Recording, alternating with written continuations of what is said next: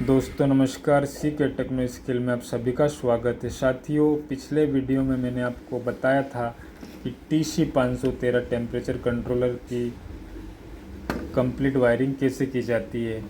अब इस वीडियो में मैं आपको बताऊंगा कि TC203 मॉडल के सिलेक्ट कंपनी के टेम्परेचर कंट्रोलर की पैरामीटर सेटिंग कैसे की जाती है। इसमें कौन कौन से बेसिक पैरामीटर होते हैं जो हमें सेट करना पड़ता है। तो चलिए शुरू करते हैं। तो मेरे पास ये एक सेंसर रखा हुआ है जिसको मैंने इस पर कनेक्ट कर दिया है। तो जैसे कि ये आपको दिखा रहा है कि टेम्परेचर 35 डिग्री सेल्सियस 35 डिग्री दिखा रहा है।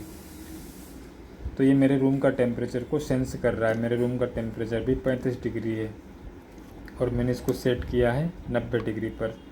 हम जो भी डिग्री सेल्सियस पर इसको सेट करते हैं, जब तक ये 90 डिग्री गेन नहीं कर लेता, ये आउट मतलब सप्लाई आउट हो रही है। इसके एनो पॉइंट से सप्लाई आउट हो रही है जो कि हीटर को जा रही है। तो जब तक ये लाइट जलती रहेगी आउट में, मतलब कि हीटर को सप्लाई मिल रही है और हीटर चालू है। और जैसे ही ये हमने इसको सेट किया है 90 डिग्री पर, 90 डिग्री टेम्परेचर गेन कर लेगी, ये 90 डिग्री टेम्परेचर को क्रॉस कर लेगी, तो ये रिले बंद हो जाएगी। ये आउट में जो सप्लाई चल रही है ये लाइट बंद हो जाएगी और हीटर में सप्लाई जाना बंद हो जाएगा और हीटर ऑफ हो जाएगा। तो इस प्रकार से ये कट ऑफ का काम करता है। तो चलिए अब इसके बेसिक पैरामीटर को देख लेते हैं। साथियों, सबसे पहले हम इसके लेवल 1 पैरामीटर को देखेंगे। तो लेवल 1 पैरामीटर में जाने के लिए डाउन की को 3 सेकंड के लिए प्रेस करना है। ये मैंने 3 सेकंड तक प्रेस किया और लेवल 1 पर आ गए हम। तो लेवल 1 पर सबसे पहला पैरामीटर है इनपुट टाइप, यानी कि इनपुट टाइप में आपने जो सेंसर लगा रखा है उसको किस टाइप में सेट कर रखा है। तो मैंने इनपुट टाइप सेंसर को जे टाइप में सेट किया हुआ। आप इसको चेंज भी कर सकते हैं। इसको आप के टाइप में, टी टाइप में, एल टाइप में, एस टाइप में या RTD में भी सेट कर सकते हैं, लेकिन मैं इसको जे टाइप में सेट कर रखा। मैं वापस इसको जे टाइप में कर देता हूँ। ये मैंने इसको वापस जे टाइप में सेट कर दिया। और अगला पैरामीटर मैं आपको बताता हूँ। अगला पैरामीटर है इसका टेम्परेचर यूनिट। एक मिनट। अगला पैरामीटर है, एक मिनट, अगला पैरामीटर है टेम्परेचर।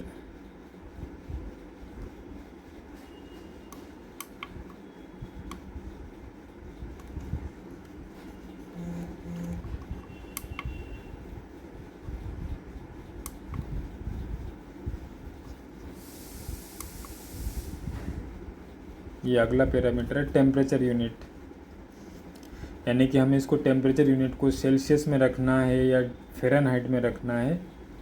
हम इसको फ़ारेनहाइट में भी सेट कर सकते हैं। अगर फ़ारेनहाइट में रखना है तो इसको दबाकर हम इसको ये फ़ारेनहाइट में कर देंगे, क्योंकि हमें टेम्परेचर को सेल्सियस में ही दिखाने। तो वापस मैं इसको सेल्सियस में कर देता हूँ। जनरली हम टेम्परेचर को सेल्सियस में ही मेज़र करते हैं। तो अगले पैरामीटर पे हम जाएंगे। अगला पैरामीटर है सेट पॉइंट लो लिमिट। ये SPL मतलब सेट पॉइंट लो लिमिट। हमने इसको -150 डिग्री सेल्सियस पर सेट कर रखा है, यानी कि -150 डिग्री सेल्सियस तक ये टेम्परेचर को मेज़र कर पाएगा। और यदि हम इसको और भी घटाते हैं तो और भी इसको हम माइनस कर सकते हैं। अब अगला पैरामीटर है SPH, यानी कि set point high limit. Set point high limit मैंने इस पर 300 डिग्री सेल्सियस सेट कर रखा है, क्योंकि मुझे 300 डिग्री सेल्सियस से ऊपर का टेम्परेचर मेज़र नहीं कराना है। तो मैंने इसको 300 डिग्री सेल्सियस पर सेट कर रखा है। अगर आपको इसको बढ़ाना है तो आप इसको बढ़ा भी सकते हैं। अब इसको 301, 302, 305 तक भी सेट कर सकते हैं, लेकिन मुझे 300 तक ही टेम्परेचर मेज़र कराना है, तो मैं इसको 300 ही रहने देता हूँ। और अगला पैरामीटर है filter time constant. Filter time constant आपको 1.0 ही रखना है। आप इसको बढ़ा भी सकते हैं। 1.0 से आप इसको 0.2 से लेकर 10 सेकेंड तक बढ़ा सकते हैं। और अगला पैरामीटर मैं आपको बताता हूँ। इसका अगला पैरामीटर है कंट्रोल एक्शन। कंट्रोल एक्शन में आपको इसको LE पर रखना है या FD पर रखना है, आप जो भी इस पर रिक्वायरमेंट, आप इसको FD पर भी कर सकते हैं और RE पर भी कर सकते हैं। जैसे कि आपको अगर इसको FD पर रखना है तो ये FD पर आ गया, मैं इसको वापस RD पर कर देता हूँ। और अगला पैरामीटर है दोस्तों इसका PID या ऑन ऑफ। ये मैंने इसको ऑन ऑफ में सेट कर रखा है। अगर आप इसको PID में सेट करना है तो आप इसको PID में भी कर सकते हैं, क्योंकि हमें NO पॉइंट के थ्रू हीटर को ऑन ऑफ करवाना है, इसलिए मैंने इसको ऑन ऑफ में सेट कर रखा है। अगर हम इसको PID में करेंगे तो ये हीटर कंटिन्यू चलेगी, लेकिन टेम्परेचर को वो धीरे धीरे करके कम करेगा और धीरे धीरे बढ़ाएगा। PID का मतलब यही होता है। तो हमने इसको ऑन ऑफ में किया, यानी कि ये कट ऑफ में काम करेगा, तो हमें इसको ऑन ऑफ में ही रखना है।